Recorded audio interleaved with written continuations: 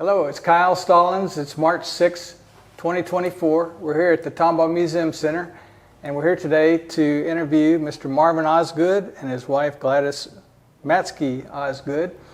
This is part of our ongoing oral history project here at the Tomball Museum Center, and you can see this video and our other videos on our YouTube channel at Tomball Museum. Would you give us your name, Mr. Osgood? Marvin Osgood. And what's your wife's maiden name and full name? Gladys Osgood. Great. And how long y'all been married? 64 years and 2 or 3 months. 65 in December. Great. It's a good record. How many kids do y'all have, and what are their names? We have 4 children, and the oldest one's name is David, then Dwayne, and then Tamara, then Darren. You have some grandkids and great-grandkids? We have 10 grandsons and 1 granddaughter. So let's start out with the Matskys. Can you or Gladys want to tell us about the Maskey family? They live around the Tomball, Cypress area? Cypress. They lived, where did my grandpa, they lived over on... Over there by Katy, Barker area. Mm-hmm. They lived there first, and then they moved to the Cypress area. And my grandpa was Adolph Matskey, and my dad was Edgar Matskey, and uncle was Carl Matskey. Ernest Matskey, he was a postmaster at Cypress for many years. And 2 sisters, Irma Krieger, she married Jim Krieger, and then the other girl was Jeanette, and she married a Beckendorf. I found this from one of the old Tomball books. It looked like some of the Maskeys were kin to the Beckendorfs. You know how about kin y'all are? No, I just knew her, like I said, her aunt married a Beckendorf, Howard Beckendorf out there in Katy. So you're kin to Leon Strock, right? He's my cousin. We interviewed Leon recently. He gave us an interesting rundown of the Strocks and the Hildebrandts. Are you kin to all that group? Just the Strocks. I mean, I don't know about the Hildebrand, how close that relationship is. Yeah. Well, I don't know about Leon, Leroy, Bonnie, Beverly. These are my cousins. Great. I also found in one of the Tomball books, this was talking about the Rose Hill School from way back. Yeah. And it looked like one of their teachers was a Matskey. Did you know Ernestine Matskey? Yes. Oh, yeah. Ernestine Matskey, she is, I guess you would consider it a distant cousin to my grandfather. Mm-hmm. And she actually has a school named after her in the Cypress School District. I didn't know she was over here before. I didn't know she taught over here, because she taught us in the first grade, me in the first grade. So maybe prior to that. It doesn't really give the years that she taught, but it looks like they're talking about way back there, like the early 1900s. No. I don't know when it was. Yeah. She, that would have been, I was 6 years old. You were 1900, you wouldn't. No, I know it. That's what I'm saying. I mean, when she taught first grade. So your parents were Edgar Louis Matskey? Yes, sir. And Helen Olena Strock, is that right? What did your father do? He was a dairyman like his, and he married a dairyman's daughter. Where was that Maskey dairy? Over on Cypress, behind Cy-Fair High School. On Cypress, North Houston. Cypress, North Houston. So I'm thinking about, it's the old Cypress High School right there along 290. And that road? Telge and Cypress, North Houston. Yeah. And so if you could tell us how to get there. If we were coming from 290 at Cypress, North Houston, that road there. Okay, if you're coming down, you come down on Telge from Hempstead Highway. Come down Telge, and the first left you take, and you go. That's where his dairy was. That land right there on that corner, 100 acres of it. The southwest corner. Yeah. So that sounds like it's near trunk line somewhere in there. Well, trunk line is on up further up about there. 3 miles. That's right. That's all That's on Huffmeister.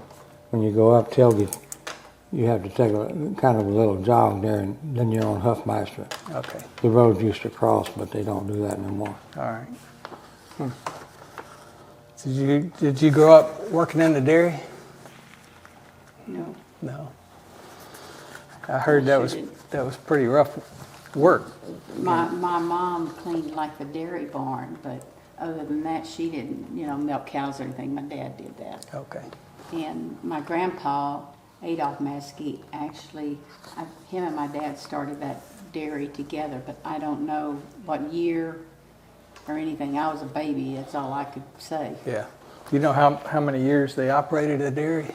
Probably 50 years, probably, more likely, because my father-in-law was, he was in his 70s when he retired. Mm-hmm. And I think they done that because there was 4 boys there at home, and so, they probably didn't have enough work for them all, because he went to other dairy.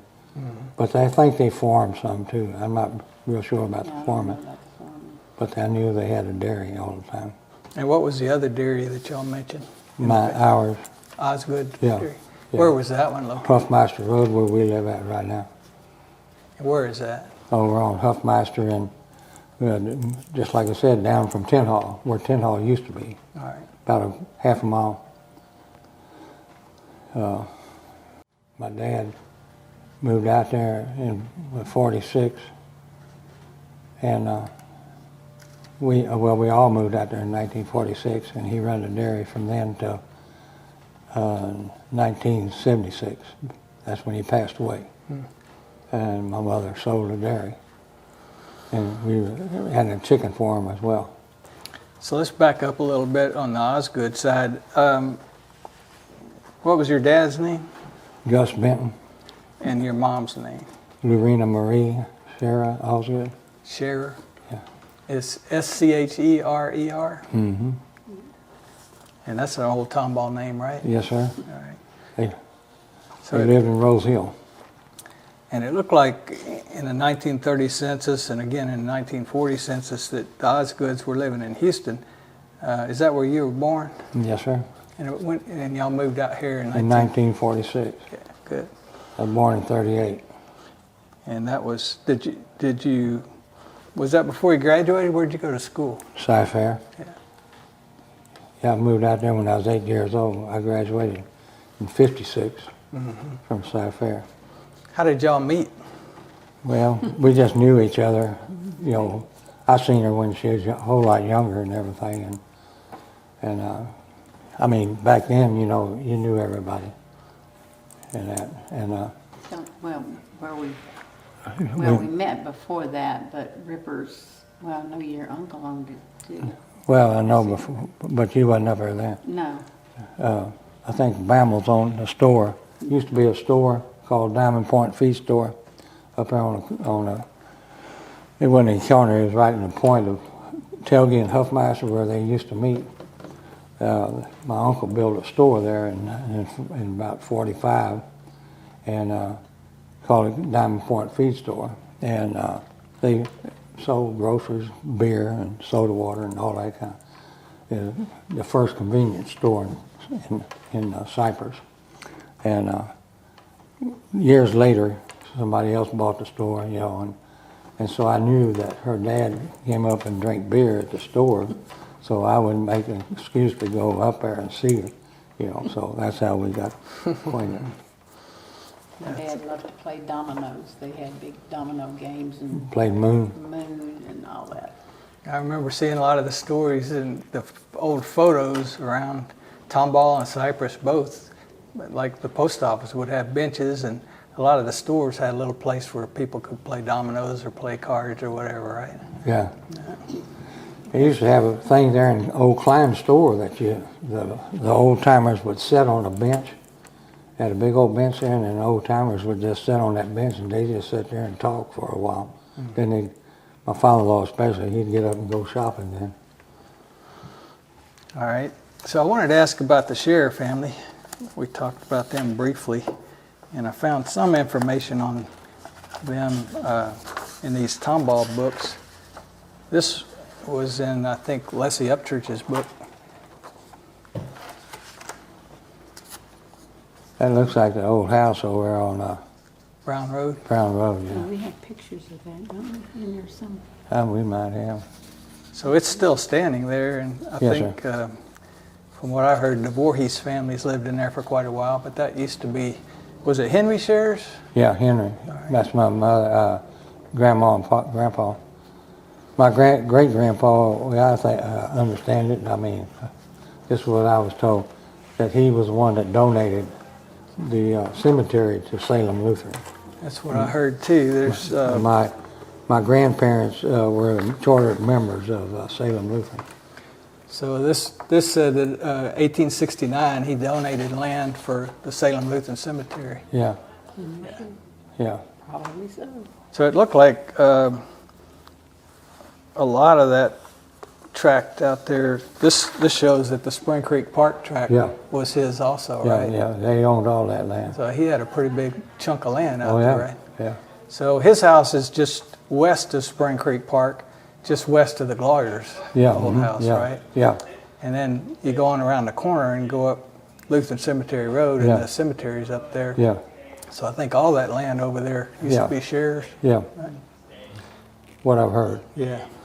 So I shot this photo of that same house Yeah. last year when the flowers were Yeah. blooming. Yeah, that's Pretty, pretty. isn't that pretty? Yeah. You know, after I got older, I don't think I was ever in that house but once or twice.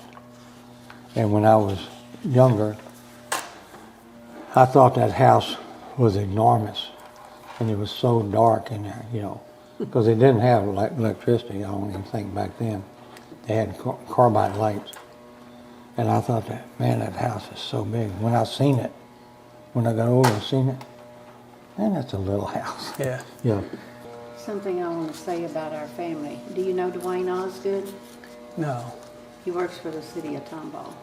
Great. Been there, what, 30, No, 20 years. I think. 20 years. What does he do for them? He, he's a What do you call it? He's in the office now. Yeah. he's over the gas. He's gas foreman, I guess. He was water, now he's gas. Utilities. Yeah, Yeah. yeah. Great. So I also saw that we had a Fritz Treichel, and this one's spelled Treichel, that was a constable here in Tomball from 1909 to 1910. Yeah, I think Fritz Streichel, that was one of my mother's cousins, I think. All right. Because he had a son, I think they called him Little Fritz. Yeah, Little Fritz. That's probably that couple. And I found it in Salem Lutheran School, looked like 1902, there was a Selma Treichel. Have you heard of Selma? No. That was a long time ago. And these were some more of the Esther Bubbly photos that we have here at the museum from 1945. There's a few more Treichels. Look like some boys, Howard and James.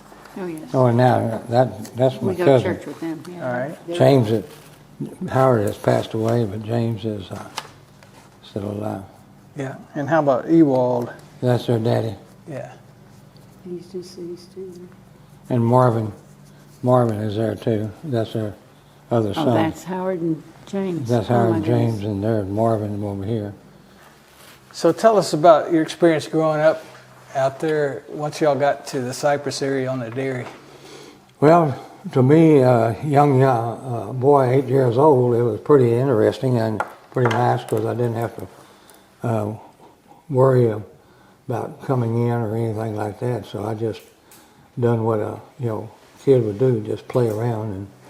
But I did have to work on the dairy. I usually fed the calves and stuff like that when I got a little bit older. But when I first went out, it was just more or less play, and had a lot of sand, and I really enjoyed that, so, where I could dig in it, stuff like that. But it probably upset my sister more than me because she was 7 years older, so she was in her teenage years, and And so she probably, I don't know if it did or not, but she probably hated to get rid of her friends there in Houston, because we used to live over by Cottage Grove out there off of 4210 Allen Street on West End, right behind Moser Steel.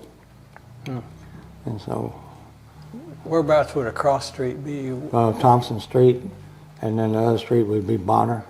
So orient me. It'd be around about the 4200 block of Washington Avenue. Okay.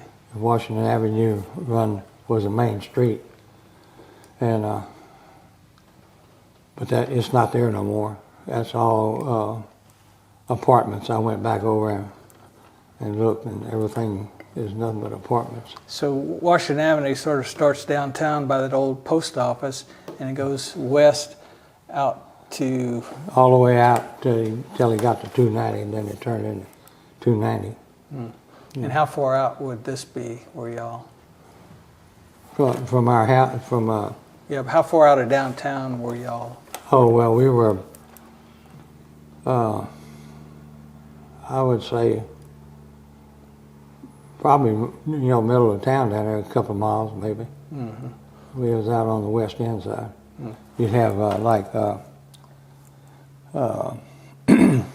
you'd have like Heights Boulevard, then you'd have Yale Street, then you'd have Bonner Street, and then you have Thompson Street. Right in there. Yeah, right in there. So it's before you get to Memorial Park there, right? Yeah, Memorial Park was to the west of Okay. our place. All right. It was back there, the Camp Logan Yeah. was back there. That was probably about a mile from our house, All right. where the road used to curve. Woodcrest Pharmacy used to be on the corner. So what memories do you have from the Cypress schools? Well, just going to school, working, feeding the bulls for the rodeo and stuff like that, and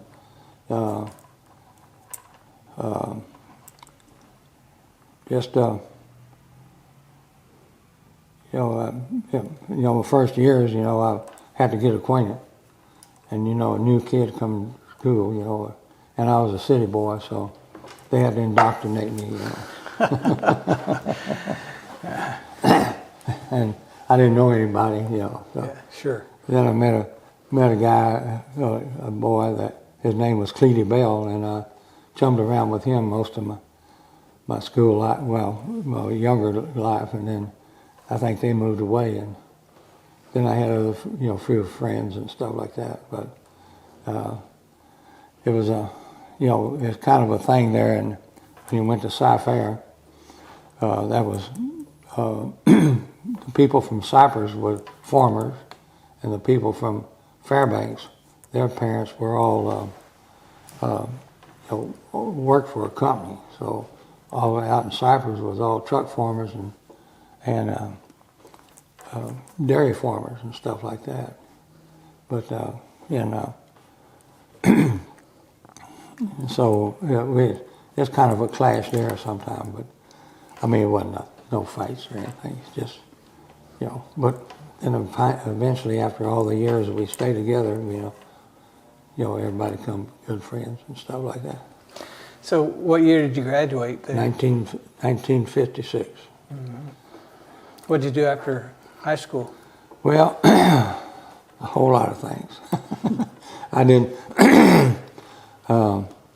I had several different jobs through the years and stuff like that, and I really wasn't expecting my father to die a year after I got out of high school. I wasn't but 18, and being 18, I decided that dairy business wasn't one of my things to do. So I was anxious to get away and get out and see what the town looked like, and that's probably one of my biggest mistakes, I guess, in a way. But like I always said, I never would change anything in my life that I've done because I might not never married her, and I wouldn't have the life I have now. So it all worked out. I finally figured out after I turned 21, when I got married, that I couldn't jump from job to job. I need to settle down, and so that's what I did, and stayed. I worked different jobs. I was either a truck driver or shipping and receiving clerk or something like that. And the last job I had, job before that, I was a truck driver. I worked for REA Express for 13 years, and then they went bankrupt. And then I started to work for Lawrence Leader at TexFab Incorporated there in Cypress. I worked for him for 28 years. Plus he was a church member, and I've known him for years and years because of his, my sister and his sister were good friends, Gertrude and Wilma D. What church do y'all go to? St. John's Lutheran. Okay. That's right there. Right there on Spring Cypress and Huffmeister. Yeah. And Ms. Osgood, where did you go to school? Cyfair. Actually, Arnold. I didn't go. Well, I was in high school for a year, 2 Yeah. years. And so anyway, then we got married. And so they don't allow married kids to be going to school. Mm-hmm. So did that, and my life then was raising some children, and we had different businesses along the way. We had a janitorial company for a little bit. I worked for Cyfair ISD as a custodian for, 30 years. 30 years. So that was my job. Mm-hmm. So, and I'm glad that I worked there because the retirement benefits are pretty well excellent. It's great. The insurance too, so I'm thankful, that I did that. My mom went to school in 6th grade, 7th grade or something. Yeah. That she didn't graduate because they was farming, and I guess she had to do things with her mom because they had brothers. She had brothers too, but they had to work on the on the farm. Did you hear much about that farm? Not very much. Just how much work it was. Yeah, just how much work it was. That's about the only thing my mom ever said. Mm-hmm. And so then she married a dairyman, so then she cleaned. She was the one that, after Dad finished milking and stuff, she cleaned the barn and did all that procedure on that. Mm-hmm. So fussed the whole time. Yeah, even after you get done milking, you still got to get ready for the next milking. Is that right? Yeah. Twice a day there. Yeah. Mm. So, what did you hear about the truck farming business? Do you have any stories you heard about that? Well, there was a gentleman down the street. We called him Uncle Fred, but he really wasn't an uncle. But I couldn't call anybody Fred. You had to call him Mr. or Uncle. So I called him Uncle Fred, and he had a truck for him, and I'd go down and plow sometime for him and that.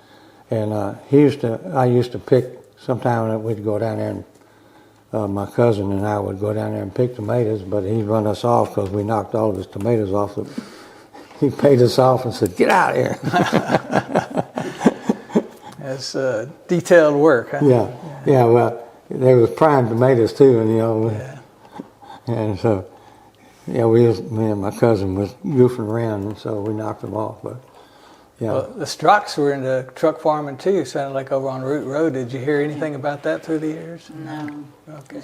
My mom was always tell us how hard she had to work. That's about it. She didn't say too much more. I figure the boys, her brothers, had to be out there more than she did, but I don't know. And her brother, my Uncle Lawrence, he worked for Hall's Motor Company for years. Here in Tomball? Yeah. What was his name? Lawrence. Lawrence Strock? Yeah. Yeah. Okay. Well, this fellowship hall came from St. John's that we're in right now. Yeah. This is our old fellowship hall. This is where I went to Sunday school in. Yeah. This is where we had all kind of meetings, and Waffle League meetings and everything. Yeah. Yeah, I heard this church fellowship hall came from St. John's, and the church came from Neidhart. Yeah. I've been in that church when I was a kid, but we didn't go to that one. We went to St. John's. The pastor, he had two churches. He preached at St. John's, and then he drove over to Nydorf. Now, and Pastor Shelter was the pastor that confirmed me, that was out there when we moved out there. And I sat out in front of that church and had confirmation in his car. He had an old Kaiser car, and I sat there in that car, and he questioned me.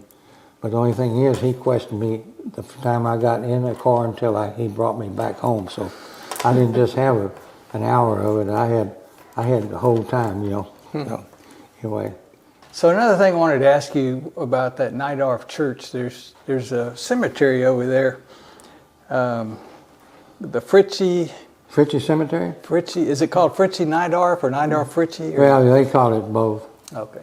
I think they call it Nydorf Fritchie. It's on Fritchie Cemetery Road. Her kinfolks is buried in that cemetery. Which kinfolks are those? Her mother. Yeah, my mother. No, it's your daddy's. My daddy's. Have you heard anything else through the years about that cemetery? Or know anything about it? Not just for here. Recently, we just got involved in it. We purchased some lots in it just to help them along, and that. But you know, they're trying to get it, back up.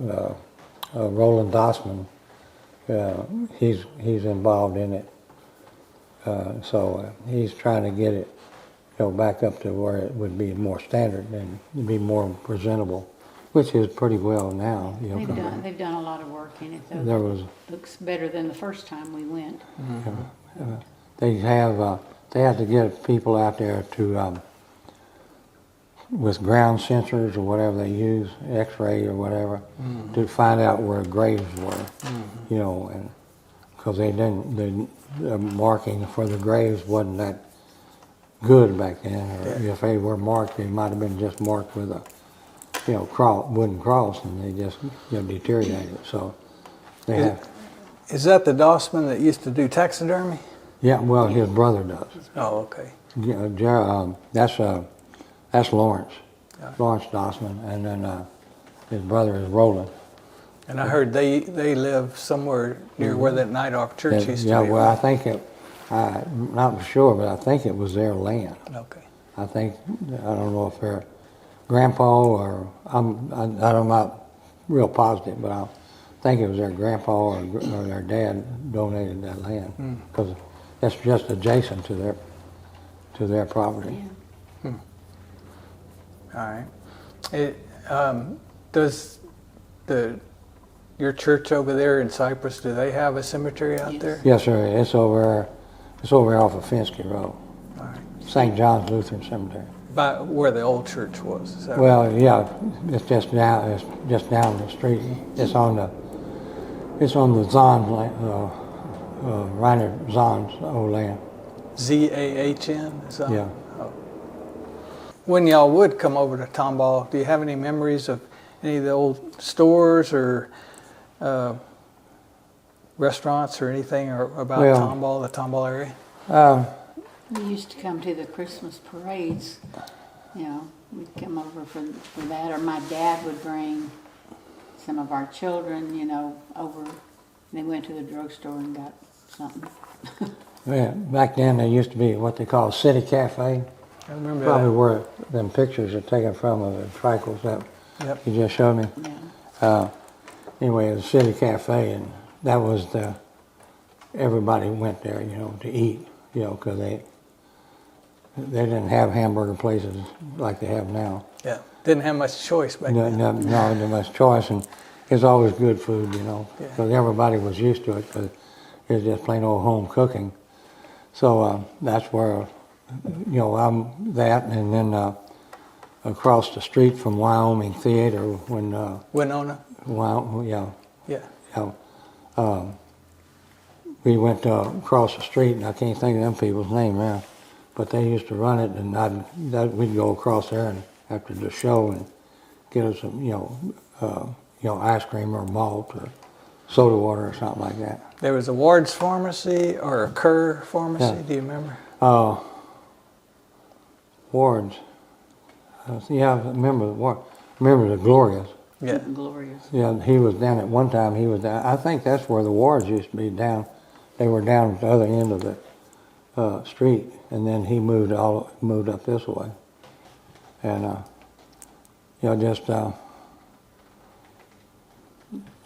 just coming to Tomball, was just well, sometime we'd come here to shop, but mainly we used to go into Houston because we had to go into Houston because we had to pick up our milk check. And so, and Tomball was a little bit higher than what Houston was as far as groceries and stuff. Cost of it. Yeah. So how did it work to pick up a milk check? Do you remember that? I'm sorry? To pick up a milk check. Well, we went over to the Milk Producer Association and went over there, and they just went in there and told them what the name was. They usually knew who you were anyway. Do you know where that was? Yes, sir. It was on Center Street, Harvard and Center. Right down there, just the other side of Heights Boulevard. On Heights Boulevard was Heights State Bank was there, and then there was a Princess Drive-In, and the next thing was, in back of them was the Milk Producer Association. And I heard they might have had a little store there. Or did they? Yeah, they had a store, had kind of like commissary. Yeah, I think you could buy gas there, but I know you could buy butter, because that's where my dad would always buy butter from and stuff like that. It was right across from where you dump the milk. You back up there. I used to be a milk truck driver when I was a younger man. How did you do it? Was it? Well, I had I'd worked for a guy named Frank Gabriel. No, excuse me, Leon Gabriel. And I worked for him, and he had a small route. And I picked up the milk, go around and pick up milk in Cypress.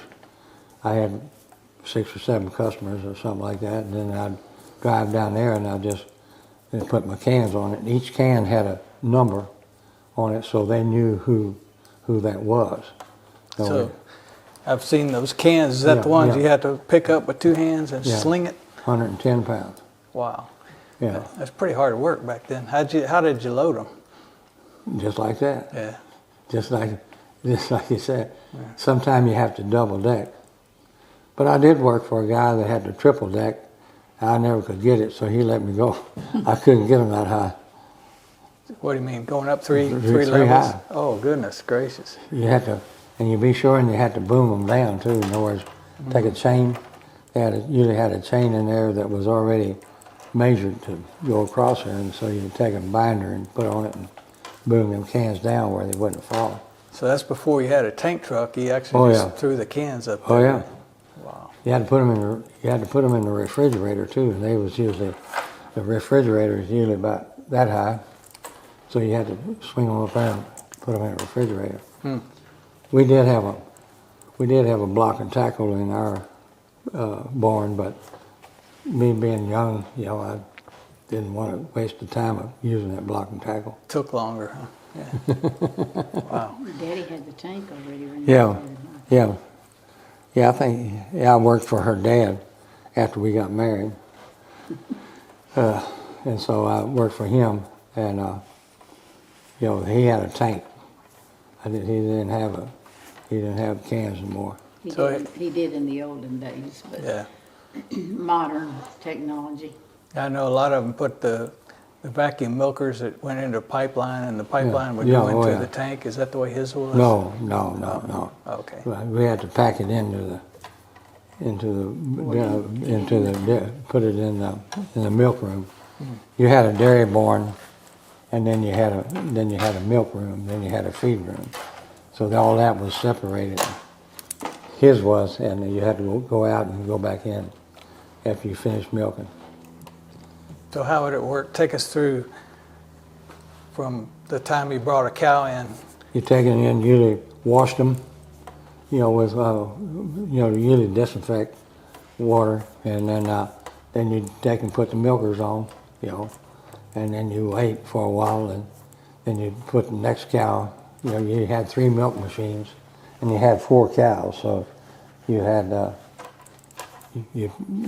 took the first one get through, well then you'd put it on the last cow. And let me ask you about that. milk machine, was it the one that had the can right there attached to the milk machine? yeah. Okay.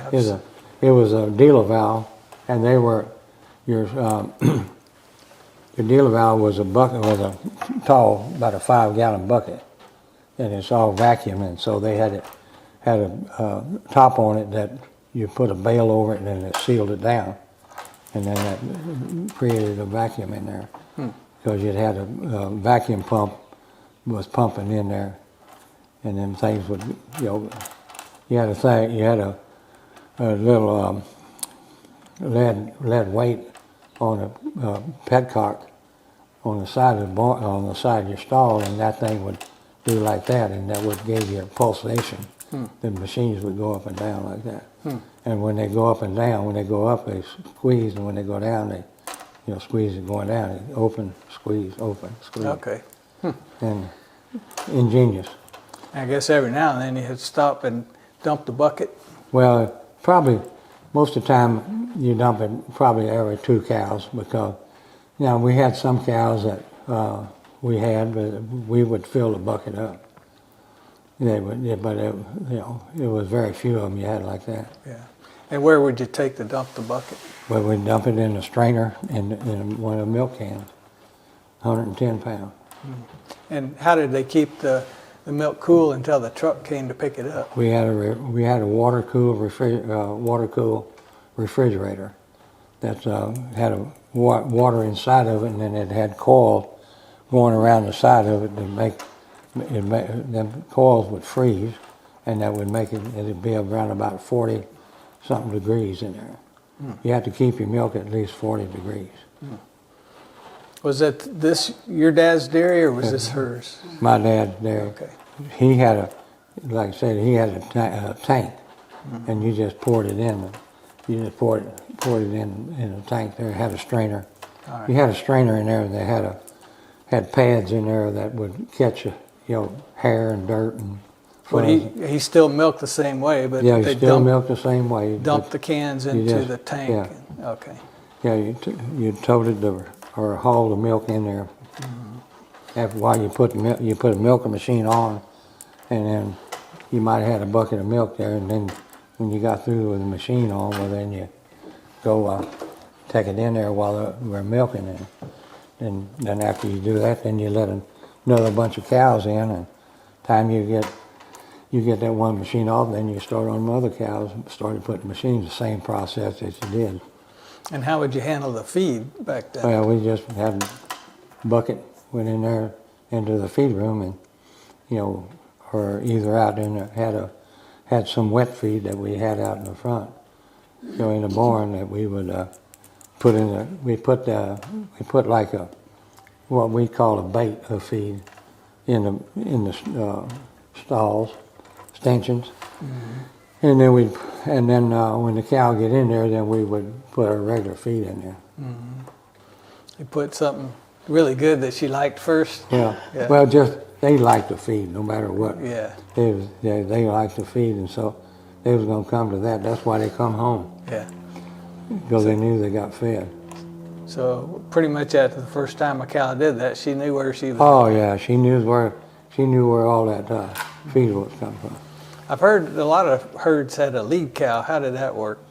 Well, sometimes they had lead cows. You ever get her started, or the rest of the cows would just fall back in, kind of like your Judas goat, they'd have years ago, people would have Judas goats, and What is that? that's a goat that would get in the front, and the other ones would just naturally follow it. They'd put it out there, or they kept it, and so that's about the same way with the cow, but we didn't keep the cow. I mean, it's just, some of them are just natural leaders, I guess. Cool. Anything else you remember about the dairy business? I try to forget. I try to forget that I had a pair of 17-inch boots on and walk into 18 inches of mud. Or manure. It doesn't sound like much fun, huh? And then you try to pull it off, and your foot comes out, and then you step in it with your foot with your sock. Yeah, most of that area business I really tried to forget. Yeah. I mean, it was, sometime it was hot and then sometime it was darn cold. Yeah. You still had to milk them no matter Oh, what. yeah, yeah. Twice a day, 7 days a week. You Yeah. know. We usually got up at 4 o'clock in the morning, got through about 6. Went in and ate breakfast and came back out and cleaned up, well, sometime when I was younger I didn't, but my dad had to, but after that. Then when your milk cans come back in, well, you have to take them, they bring them back in, they were clean because they steam them down there, but you still washed them out, rinsed them out and everything, so you have to put them in there. When you got finished milking, then you had to, the milk machines too, I never thought about that, you had to take them in there and clean them out. We had this stuff called, it's chlorine, but it's a BK water, and you suck that BK water through the machines because you had inspectors that come out every month to check your equipment to see if you had any, see if your stuff was clean. They had a thing they called milkstone. In other words, we would get in there where milk would get in there and it would stay in there, and so you'd have to make sure you get that all out of that because the cups inside of there was rubber, and so you had to make sure you got in there and cleaned all that out because otherwise that would just lay in there and then you get your bacteria from that. Then you had a once a year state inspection, and they tell you, well, we're going to have state inspectors getting ready to come to your place. They don't tell you what day it is, but they tell you, and so you have to be ready for that. And so then you'd have to scrub the whole barn down because they didn't like to have fly specks or anything like that on you. So every day you'd have to scrub the barn down, ceiling, because the flies, for some reason, the flies would love to get on the ceiling, and so you wash all that down, keep everything clean. Did you ever get kicked by a cow? Several times. Yeah. One time in the chest. Not square, but cut me across my chest. Goodness. But I wore that as a badge. My daddy told me not to milk that cow without hobbles. With the what? Without hobbles, because if you had a cow that kicked real bad, you put hobbles on them. It was a piece of chain. It was a chain with little hooks on the end, I guess, or anyway, you put it around their back feet, right above their ankles. I mean, right above their knees on the back, and then you pull them tight when they couldn't kick you. Yeah. Because they can't kick with both feet. But I knew I could handle this cow, Well, I didn't. She got you, huh? Oh yeah, she got me. What did Daddy say? I told you. Yeah. But I had to try. Yeah. I didn't want to take the time. I was always scared of getting kicked in the back. Yeah. In the front, I could handle it. Because just before a cow kicks you, their flank will quiver, and so you know that she's going to kick you. So if you push her, sometimes she would put her foot down. Yeah. Did you ever go over to the Freilich feed or the Freilich hardware stores? Yeah, I went to Irvin Freilich. Yeah, we used to get feed from there every once in a while, but and sometimes they would deliver it to us, But I knew them and I'd been there, but. I think what I heard was Irvin Freilich had the feed store. Yeah. And Norman, his brother, had the blacksmith shop. Blacksmith shop. Was it his brother or his cousin? Brother, I think. Okay. One thing I want to ask you about, we heard from Leon Strock about sawmills, like the Zimmerman sawmill over there towards Spring, near Root Road. But did you ever hear anything about the sawmills, or did your wife? Well, Not me. there used to be a Tice Kleb sawmill over in Klein, right there on Spring Cypress Road. Well, it really wasn't on Spring Cypress, but you could see it from Spring Cypress. They had a Kleist Kleb sawmill there, And then there was a sawmill over there off of Grant Road. Martin Christian owned the sawmill. Forgot about that one. That was over there. And Was that pretty close to the Night Arbor Church, or do you know? well, yeah, well, it was, Night Arbor Church was on one side of Spring Cypress, and Night Arbor Church was north of Spring Cypress, and Martin Christian's place was to the south of that. South of Spring Cypress, Yeah. on Grant Road. Yeah, Grant Road. Right now it would be where Grant and Kluge comes out. Matter of fact, where there's a Hamilton Elementary and not elementary, junior high, and there's another junior high, another place there.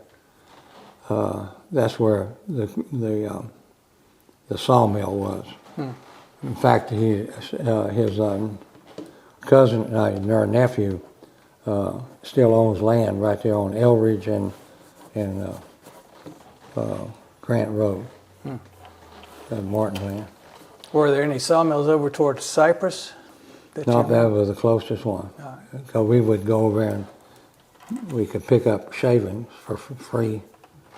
Daddy would put it in the chicken houses and stuff like that. I was going to say, you could tell them that you raised chickens. Huh? Yeah, tell us about the chicken. Oh yeah, we raised. At one time we had 1,000 laying hens, and when my father passed away, that's what we had. But I was kind of running the dairy, and Mom was doing the chickens, and so we had them, and that was another job that was 7 days a week, but you had to hunt eggs 3 times a day then, so it's just a little bit different. Dairy wasn't quite as early in the morning, and we went in there and canned eggs and stuff like that, and then we packed them up and we took them to Houston, and a lot of the kinfolks in Houston Daddy would go around peddling it to kinfolks, and then he had a store over there on Washington Avenue that he'd go give eggs to. And finally he made a deal with this Jake Egg Company that they'd come out and pick our eggs up, So once you got to be an adult, you didn't want to do any farming? Not back then. Yeah. Sometime I wished I would have, but back then like I say, I was 18 years old. And I wanted to make sure I seen the world, Yeah. Because I thought the world was passing me by, but you know how kids are. Any other stories you want to share to your descendants for your family? We used to do barbecues, and all that for the kids and stuff, and we used to have a good time barbecue. I did the barbecuing, and now my children, my boys, took it over, and they do an excellent job too. So we had a lot of good times at our place, and a lot of people. Her birthday is coming up, and they gave her a birthday party, and last Saturday, and so we had a bunch of people over again like we used to have, and had a good turnout. One thing I wanted to ask you, a lot of these names in your family tree from years back, or some of the old German families, did you know any of them that actually still spoke German? Well, my mother and my aunts, they spoke German, but they only spoke it. They only done it during Christmas time or when they wanted to gossip about somebody. So they wouldn't let us know what they were saying, so I didn't learn German. Like most of these, the guys out here, they knew German, but I didn't know it. I picked up a lot of it since I've been older, but some of it I'm not allowed to say in mixed company, but that was my daddy wasn't from this part of the country. My daddy was from Del Rio. So he knew a little Spanish, but he didn't know that much of it. So she never did, she didn't have nobody to talk to except for were sisters, and they didn't see each other a whole lot, and so they never would. They never, really converse. And back in World War II, you wasn't allowed to speak German. Because if they found out you knew German, they sometimes would they come and question you whether you might be a spy or something. Yeah. Wasn't as favored back then, was it? Oh, so then I was born in that era.